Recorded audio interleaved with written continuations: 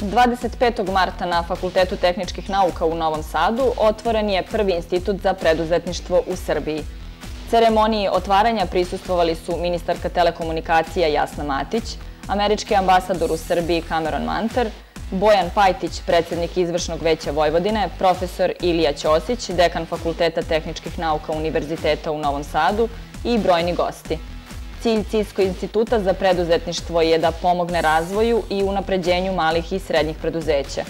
Institut pruža praktična znanja za preduzetnike, olakšava razmenu znanja sa lokalnim poslovnim liderima i pokazuje učesnicima kako da iskoriste prednosti informacionih i komunikacionih tehnologija da bi ubrzali rast i razvoj svoje organizacije.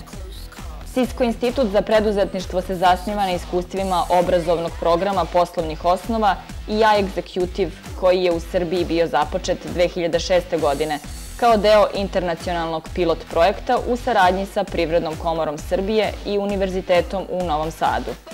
Program je dizajnirala Cisco grupa za internet poslovna rešenja tako da pomogne liderima i menadžerima da razvijaju strategije i upravljačke veštine koje su neophodne za usavršavanje njihovih organizacija. Kroz obuke koje je vodio profesor Bojan Lalić od 2006. godine je preko 160 učesnika iz više od 100 kompanija i instituta uspešno završilo kurseve.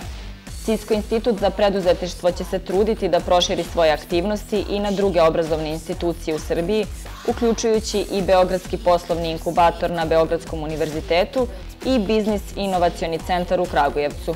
Predviđeno je da do kraja 2010. godine bude izgrađena mreža od 10 centara za obuku širom Srbije, koja će na taj način biti dostupna preduzetnicima iz svih krajeva zemlje. Prve dve grupe od po 20 studenta će krenuti na kurs kombinaciju e-learninga i časova sa tutorima u prvoj nedelji aprila. Institut je osnovan zahvaljujući saradnji Novosadskog univerziteta, kompanije Cisco i organizacije USAID.